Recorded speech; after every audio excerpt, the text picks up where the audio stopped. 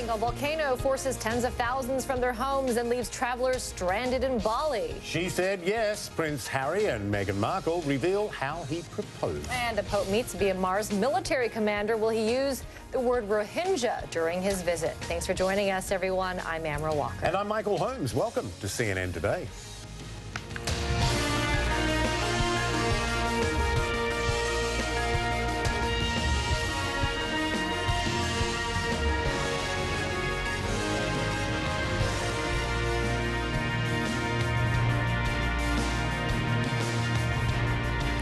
Welcome, everyone. We begin this hour with that massive volcano rumbling in Indonesia. Residents and officials have all their eyes on Mount Agung in Bali. Authorities there issued the highest warning level possible for the resort island. Thousands of residents are evacuating. And as you can see, ash has spewed thousands of meters in the air, shutting down Bali's international airport, creating rivers of mud and volcanic debris following a weekend of eruptions. CNN's Christy Lou Stout has the details. Mount Agung is spewing smoke and ash thousands of meters into the air following multiple volcanic blasts at the weekend. Indonesian officials issued a level 4 notice, the highest possible, on Monday, indicating the potential for another larger eruption. A video released by the country's disaster management agency shows torrents of mud and volcanic debris on the mountains. Bali's main international airport was closed on Monday, leaving tens of thousands of passengers stranded and wondering how to get home. There was an eruption. We have not been notified, but apparently the ashes are way too high. I'm a little bit frustrated because I checked the internet 15 minutes ago. Everything was scheduled, and now I'm standing here and everything is closed. So I got the information very late. We have gotten no information because the gates to the park to check in has been closed indefinitely. So we don't know what's the plan. So most likely we have to stay overnight. Authorities have ordered anyone within a 10-kilometer radius of the peak to evacuate. Now, tens of thousands of people are now in shelters like these. That's according to a spokesperson for the Disaster Management Agency. They are waiting to be allowed home.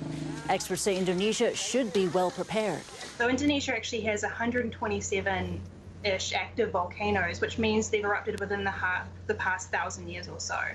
So this is actually a pretty normal scenario for Indonesia, and they're very used to erupting volcanoes. They're very experienced. Mount Agung has been dormant for more than 50 years. It last erupted in 1963, sending ash as far as the capital, Jakarta, destroying many villages and taking the lives of more than 1,700 people.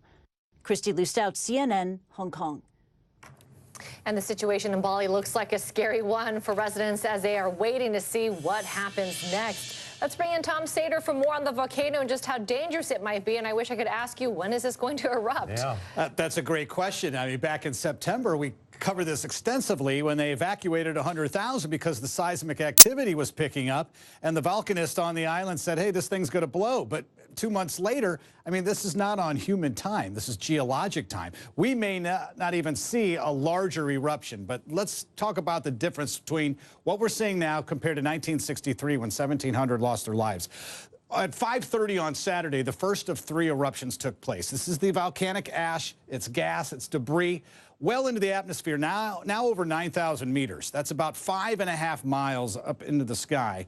In 1963, it was over 12 miles. So the authorities believe if it even erupts again with what we call a pyroclastic event, it shouldn't be as strong.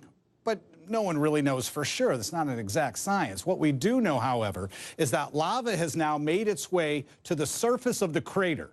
And when that lava covers the crater, it traps the gases underneath. So the pressure continues to build and build and build. And so instead of just smaller eruptions, you have a great eruption like in 1963 with the molten lava. Let me show you where this is. Nearly 60,000 travelers that are pretty much trapped down to the south. They're fine. They're not going to be in the zone that if it does erupt, there's going to have pretty much any great concern. They just can't get out. These jet planes, because of the turbine engines, they cannot fly through this ash because the particles then heat up in those engines. And then on the back end of the engine, rapid cooling solidifies them, so they clog up those jet engines. Prop planes, however, if visibility is okay and if they allow that, could fly over to our Lombok airport. That's now open now. But you'll see different degrees here, yellow, pink, and red. It gets pretty, intense and detailed. What we call lahars, that is the debris flows of the volcanic material. Already that's occurring, and we're in the rainy season, so more of that's likely. But in the deep red, that's a hazard zone 3. That's with thick lava, of course, pouring out. Again, rainy season is a concern. We're going to see more of those lahars, those debris flows. And again, if we could just get the winds cooperating a little more, which they have in the last 24 hours, our aviation warning zone was well off to the east, including Lombok. But the winds now are carrying that flow away from Lombok. So they're up and running. So if we can get some ferries or boats to take those passengers over here, they can fly out. The problem is on Wednesday, those winds shift again, and that plume may be back into this area. So we may have to see that, that aviation warning sliding a little bit more to the east. The other issue, to throw a little wrench in the wheel, we've got concerns that 2 areas of possible cyclone development, the last thing they want with flooding rains. We're going to be watching it closely in the days ahead. You don't need a cyclone developing on top of what could be a pyroclastic eruption of a volcano in Indonesia. Right? I mean, talk about bad timing. Piling on. Tom Sater, as always, our thanks. Sure. Well, royal watchers are breathing a sigh of relief and joy as weeks of speculation came to an end Monday with a big announcement. Prince Harry is engaged to American actress Meghan Markle. The couple is set to marry next spring, and they made their first official public appearance together on Monday. And Markle put her ring on display. Yeah, the middle stone is from Botswana, where the couple has spent time together.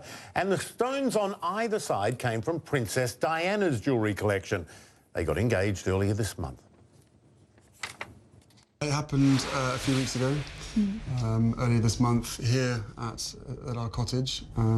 Just a standard, typical night for us. It's a cozy night. It was what we're doing, just roasting chicken and having trying to roast chicken. Trying to roast a chicken, and it was just an amazing surprise. It was so sweet and natural and very romantic. He got on one knee. Of course. Was it an instant yes from you? Yes, as a matter of fact, I could barely let you finish proposing. I said, can I say yes now? She didn't even let me finish. She said, can I say yes, can I say yes now? And then there was hugs, and I had the ring in my finger, and I was like, can I give you the ring? And she goes, oh, yes, the ring. So, no, it was a really nice moment. It was just the 2 of us, and I think I managed to catch her by surprise as well. So. Yeah. Have you met the Queen? I have, yes. A couple of times. What was that like? A couple of times. It's incredible. I think, to be able to meet her through his lens, not just with his honor and respect for her as the monarch, but the love that he has for her as his grandmother. All of those layers have been so important for me, so that when I met her, I had such a deep understanding and, of course, incredible respect for being able to have that time with her. And we've had she's an incredible woman. And the corgis took to you straight away. That's true. For the last 33 years being barked at. This one walks in absolutely just laying on my feet during tea. It was very sweet. And it's just like, oh. What do you think your mother would have thought of Meghan or said about Meghan? Oh, they'd be thick as thieves. Without question. I think she would be over the moon, jumping up and down, so excited for me. But then, as I said, would have probably been best friends with Meghan. So no, it is days like today when I really miss having her around and miss being able to share the happy news. But with the ring and with everything else that's going on, I'm sure she's with us. I'm sure she's with us. Yeah, jumping up and down somewhere else. Well, the couple's engagement is ending days, if not months, of speculation about the couple's relationship and whether Markle would join the royal family. CNN's Max Foster with more on the happy couple. They may be an unconventional couple when it comes to the monarchy, but by all accounts, this marriage is welcomed by the royal family. Meghan Markle will be the first American to marry into the royal family since Wallis Simpson famously wed King Edward VIII 81 years ago, forcing his abdication from the throne. As was Simpson, Markle is divorced. Born and raised in Los Angeles by her African-American mother and white father. She rose to fame as one of the stars of the American TV show Suits. Rachel. Louis, hi. It was a long-distance affair at first, with Markle based in Toronto, where Suits is filmed. The relationship was kept mostly under wraps, until tabloid attacks on her background prompted Prince Harry to take the unprecedented step of issuing a sharp statement warning the press to back off his girlfriend. calling out one tabloid for racial undertones. Harry said a line had been crossed. In an interview with Vanity Fair magazine, Markle said the couple met in London in July 2016. They were introduced by a mutual friend, reportedly at Harry's request, and quickly learned they share philanthropy as a common interest. Women make up more than half of the world's population and potential. So it is neither just nor practical for their voices, for our voices, to go unheard at the highest levels of decision-making. Along with the Duke and Duchess of Cambridge, Harry has worked to raise awareness of mental health, recently speaking about the effect the death of his mother, Diana, had on him. I always thought to myself, you know, what's the point in bringing up the past? What's the point in bringing up something that's only going to make you sad? It ain't going to change it. It ain't going to bring her back. And when you start thinking like that, it can be really damaging. Talk of an engagement ramped up when Markle quit her job on Suits in October. When she was pictured with her dogs in London, a move to Kensington Palace looked imminent. In a time when the monarchy is eager to stay relevant, Meghan Markle could be just the spark it needs. Max Foster, CNN, London. CNN royal commentator and royal export expert, Victoria Arbiter. She's from joining us from New York. I guess she's an export. I'm an export. You're an export as well. You know, when I look at these two, the thing that gets me: commoner, foreigner, divorcee, Catholic, actress, and what that does is that really speaks to the transition the royal family has made over this. You wouldn't imagine this 20 or even 10 years ago, maybe. I think that's the most significant part, really, in all of this. The royal family may have a history that's over 1,000 years in the making, but its aim is, as Max said, to stay relevant, to reflect the nation, to reflect the society of today. And that's what Meghan is going to do. I think as recently as 10 years ago, this would have been a bit of a no-no. Edward, Charles, Andrew, they all dated actresses, but they were told that those relationships were not going to be suitable moving forward. The changes in the Royal Marriages Act just a few years ago meant that being Catholic was no longer an issue. So really the monarchy, the reason it's been able to survive is because of its ability to adapt and evolve. This is the biggest evolvement we have ever seen, but I'm excited to see what Meghan is going to bring in the coming months. Yeah, quite the modern couple, and very good looking as well, I have to say. So how do people in the UK view this couple? Are traditionalists going to embrace them as well? I think expectations have changed. The generational change means that people don't sort of view an interracial marriage in quite the same way. They're not going to be quite as judgmental because Harry and Meghan really reflect so many relationships that exist today. There's not quite the same box that everybody is expected to conform to. Having said that, the British, they're quite an interesting bunch. I can say that as a British national myself. They're not really going to get excited about anything until a few days before the wedding. I think they're very happy for Harry. Everybody's been keen to see him have his happily ever after, especially because he's been so vocal about the grief that he experienced following his mother's death. He's really worn his heart on his sleeve. I think the American community is going to be who is really excited here. They've had a long vested interest in the monarchy, and now they've got a member in there. And time to take a short break. When we come back, the Pope is on a historic trip to the country once known as Burma. We'll explain who he's meeting with and what he hopes to accomplish. Also, US President Donald Trump taking to Twitter again to attack the media, even suggesting a contest be held for a fake news trophy. A closer look at all that in a live report when we come back.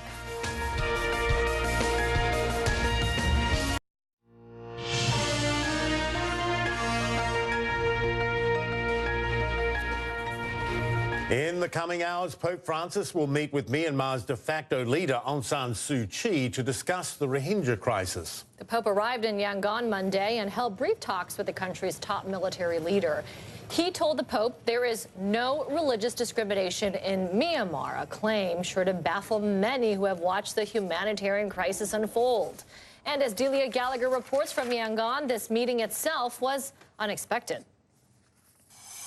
Well, it was supposed to be a day of rest for Francis after a long 10.5-hour flight from Rome, but instead the Vatican made a surprise announcement that the Pope would be meeting with the head of Myanmar's military today. This was a crucial meeting. It was set originally for Thursday, but instead happened today. It comes at an important time because the military in Myanmar has been accused by the UN and the US of ethnic cleansing of the Rohingya people. Now, the Vatican says that the meeting between the Pope and the general lasted 15 minutes, during which they discussed the great responsibility of the authorities in this country at this time of transition. Now, that's not a lot of information, but perhaps the most important thing is that the meeting happened at all. Because if there is to be a peaceful solution to the crisis of the Rohingyas and other minorities in this country, it will have to start with the military. On Tuesday, Pope Francis meets with Aung San Suu Kyi. She is perhaps the most well-recognized leader of government in Myanmar. She is a woman who has come under heavy international criticism for not speaking out against the atrocities committed by the military. Pope Francis has met with her twice before at the Vatican, and tomorrow he will give a public speech, the first in Myanmar, to her and to government leaders. And this speech will set the tone for this trip. Depending on what he says and how it is received by the government, it will determine whether or not Pope Francis's visit here can indeed have an influence on a path towards peace and reconciliation, as the Pope himself has said he hopes it will. Delia Gallagher, CNN, Yangon, Myanmar. Meanwhile, details have emerged about a repatriation plan that would send Rohingyas who fled to Bangladesh back to Myanmar. Probably the most troubling requirement, returnees would have to show proof of residency in Myanmar. Who knows if they have that or even if they want to return, considering what they've fled.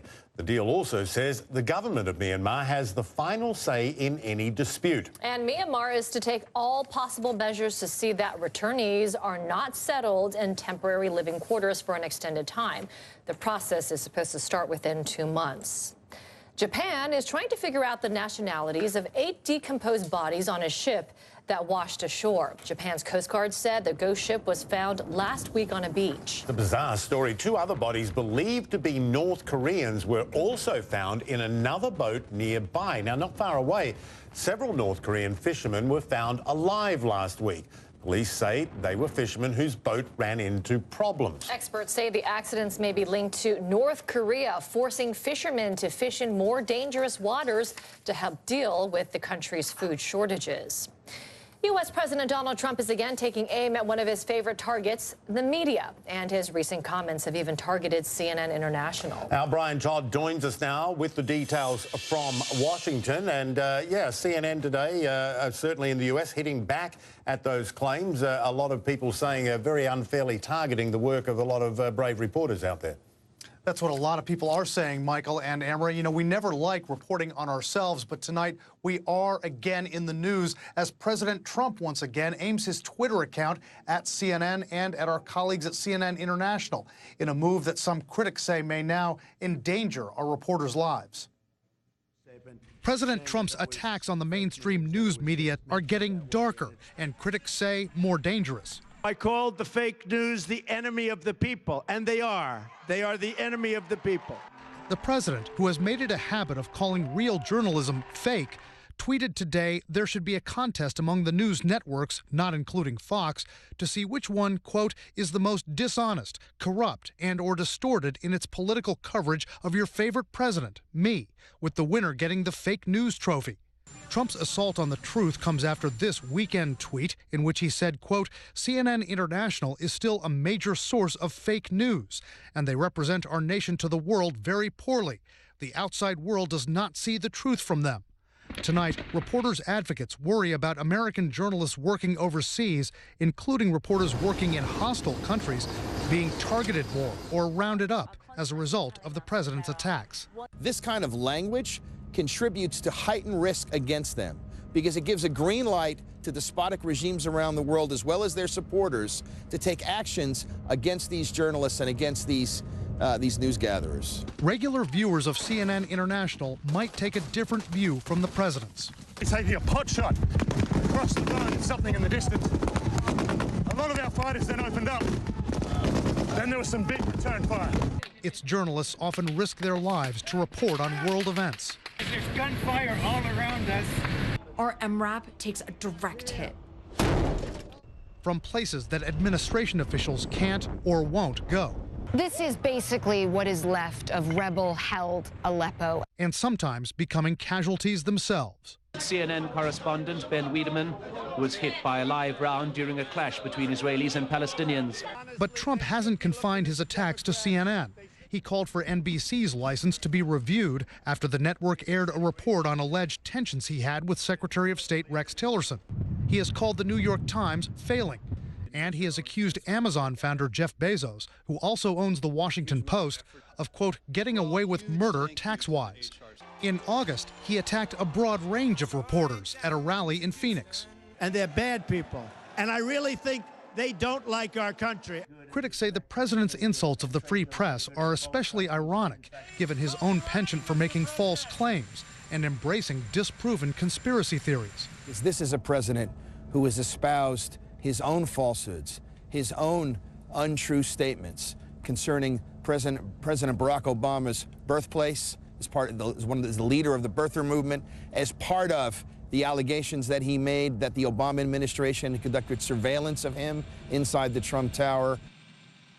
Now, journalist advocates are now worried not only about American journalists, but also about local journalists in other countries, especially those under dictatorships, who could now be rounded up for little or no reason because of all this. The Committee to Protect Journalists says last year a record number of journalists were imprisoned around the world. The two countries jailing the most reporters, Turkey and China, whose leaders Donald Trump is very friendly with. Michael, Emma? Yeah, I don't want this to embolden any attacks or harassing of our journalists around the world. Brian Todd, thank you very much for your reporting. Meantime, U.S. Senator Al Franken has returned to Capitol Hill for the first time following sexual harassment allegations. Franken has been accused of groping several women, as well as forcibly kissing and groping a radio anchor when he was a comedian. The senator held a brief news conference outside his office, saying he is ashamed and embarrassed. To all of you, I just want to again say I am sorry. I know there are no magic words that I can say to regain your trust, and I know that's going to take time. I'm ready to start that process, and it starts with going back to work today. Now, Franken also said he could not speculate whether more women will come forward with similar allegations against him. Lots of people spent Monday shopping. Online retailers are hoping for a record-breaking surge. Of course, you had Black Friday. That was huge for online shopping, but it looks like there may be even greater enthusiasm on Cyber Monday. One retail analyst projects sales might top $6.5 billion. Samuel Burke is out there shopping with the best of them. Michael and Amara, it is out with the old and in with the new. Black Friday dethroned by Cyber Monday. But if you take a look at this list, Cyber Monday still isn't the busiest day of the year for shopping, at least in the United States.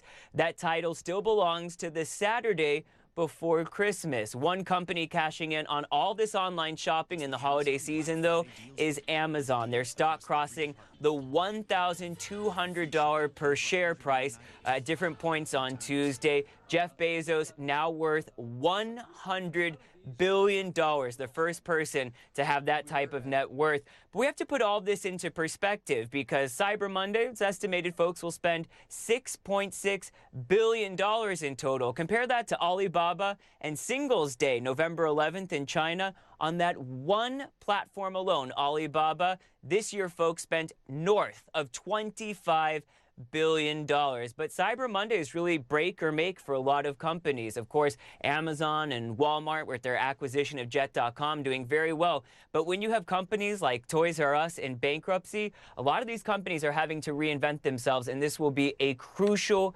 year for them. Now, even in Asia, if you're just waking up, there's still some opportunities to get a hold of some of these deals if you want to send gifts to the United States. We've seen a lot of smartphones, especially Samsung, big discounts on multiple websites.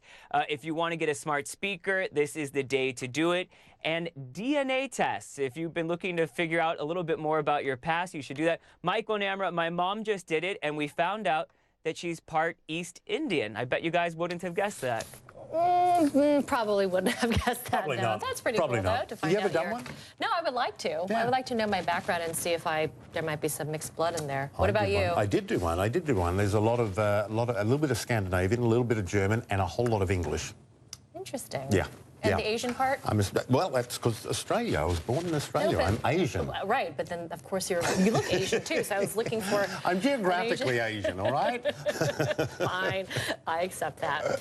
Well, breeders at an alligator reserve in eastern China have their hands full with, guess what, gators. Oh, they're getting ready to move more than, wait for it, 13,000 alligators to hothouses to hibernate for the winter. The alligators haven't eaten for a month, which apparently is normal this time of year. I don't know how they act. They're a bit sleepy, apparently, because of that. In the wild, they would spend the winter in caves. Now, each alligator has to be washed and physically examined to make sure it is healthy.